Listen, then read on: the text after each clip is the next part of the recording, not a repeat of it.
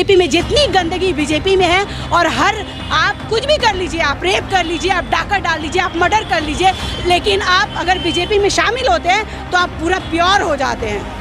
वो जो हमें एजुकेशन देगा, जो हमारी महिलाओं की सिक्योरिटी देगा, जो हमें हॉस्पिटल बनाकर देगा, जो हमारे बच्चों के लिए महफूज रखने का काम करेगा। तो चांद पे पहुंचा है, इसके लिए तो पूरा हिंदुस्तान खुश है, लेकिन ये मोदी जी का कारनामा नहीं है। लेकिन आज बेटियां कहाँ सुरक्षित है?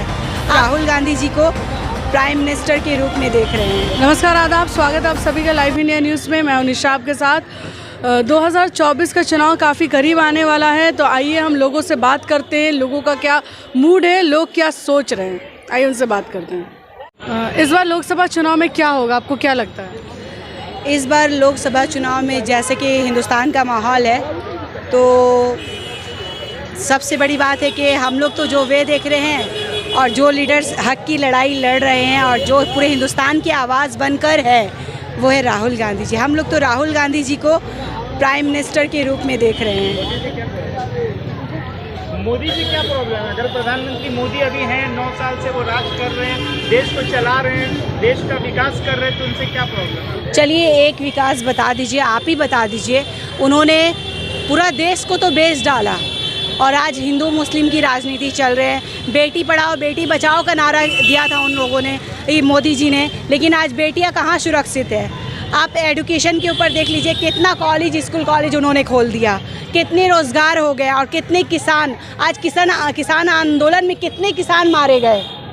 क्या हुआ आप खुद ही बताइए। तरक्की किसको बोला जाता है? कि हमारे हिंदुस्तान में बहुत सारे कॉलेज खुल गए, बहुत सारे हॉस्पिटल खुल गए, रोज़गार के मुद्दे पे जितनी गरीबी थी गरीबी कम हो गई, कर्ज जो पूरे हिंदुस्तान के ऊपर जो कर्ज था वो कम हो गया, तो हम जानते कि तरक्की हो रहा है। तरक्की कहाँ हो रहा है? देखिए हिंदुस्तान जो चांद पे पहुंचा है, इसके लिए तो पूरा हिंदुस्तान खुश है, लेकिन ये मोदी जी का कारनामा नहीं है। ये कई सालों से ये एक्सपेरिमेंट हो रहा था, तब जाके आज सक्सेसफुल हुआ। इसका क्रेडिट मोदी जी को कहीं से भी नहीं जाता है। जेपी में जितनी गंदगी बीजेपी में है, और हर आप कुछ भी कर लीजिए, आप रेप कर लीजिए, आप डाका डाल लीजिए, आप मर्डर कर लीजिए, लेकिन आप अगर बीजेपी में शामिल होते हैं तो आप पूरा प्योर हो जाते हैं।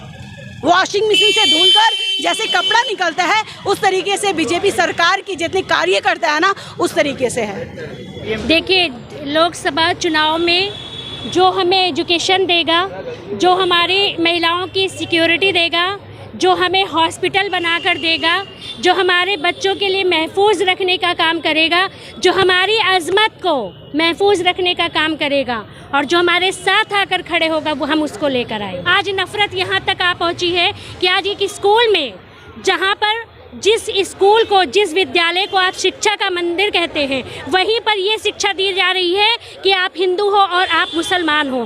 तो ऐसे मैं मोदी जी को सैल्यूट करती हूँ कि आप अपने काम में तो कहीं ना कहीं आगे बढ़ चुके हैं, लेकिन अब राहुल गांधी को भी हम लोग एक बार आजमाएंगे, उनके हाथ में भी देश को सौंप कर देखेंगे कि वो राहुल गांधी जी नफ़रत के बाज़ार में मोहब्बत की दुकान खोलने में कितने कामयाब होते हैं।